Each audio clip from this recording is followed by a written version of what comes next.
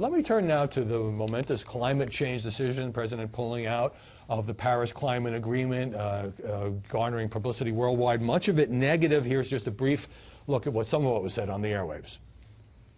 It is hard to think of the worst thing this president has done, but so far, this might just be the one. This will be the day that the United States resigned as the leader of the free world. We just watched a dangerous little man give a very, very scary speech. The left immediately became hysterical, even more than usual.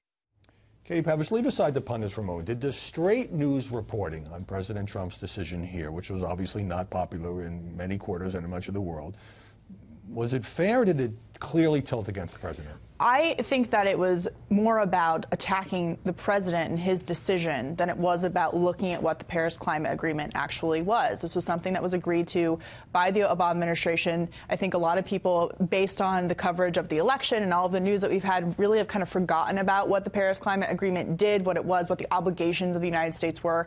During the coverage, I didn't really hear about why are we in this? Why did President Obama make this decision? What are the binding factors for the United States, and how does it affect the American economy? What was the thinking behind the president's decision to pull out? It was more about calling the president a climate denier, saying that he was committing an act of treason against the American people and the world for pulling out of this agreement. There wasn't really a lot of substance and context to what the agreement actually was. Some exceptions, I would say. Jillian, you may disagree with the president's decision, and that's fine.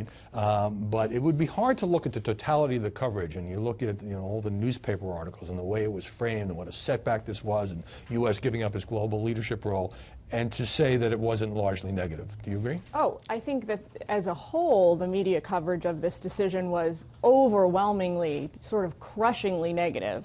And while I don't agree with the president's decision to renege on the agreement, I think the bigger point here is that it seems that a majority of my fellow Americans might actually disagree with me, in the sense that this is something that President Trump was very upfront and very forward about on the campaign trail. Almost, we were discussing in the green room, it sort of was a campaign platform issue for him. So he certainly has a mandate. Not surprising. Right. My personal disagreement. Right. I agree with all of the points that you both made here, but I do think in flipping the script a little bit, the White House has not done a good job setting up for him making this decision. And in fact, we saw, there were reports that Gary Cohn and Ivanka Trump were trying to change his decision. Right, so there was a debate within the White House.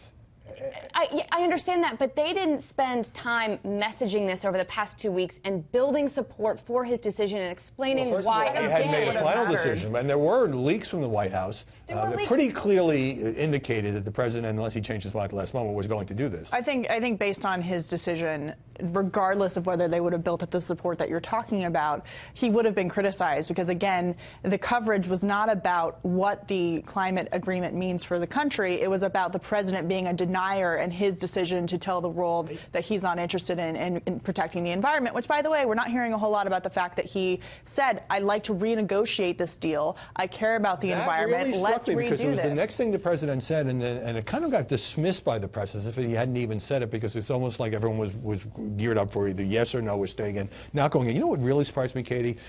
Hours after the president's speech announcing this, MSNBC, and liberals care passionately about the climate change, they all led with Russia. Chris Matthews, Comey, who's going to testify in a week, 8 o'clock show, the 9 o'clock show, the 10 o'clock show, all about the Russia investigation. Well, maybe, the climate change issue on the scale of what MSNBC thinks is obviously a lower issue, and Russia has been running their coverage for weeks. It's been working for them. Their ratings are higher than they've been in years.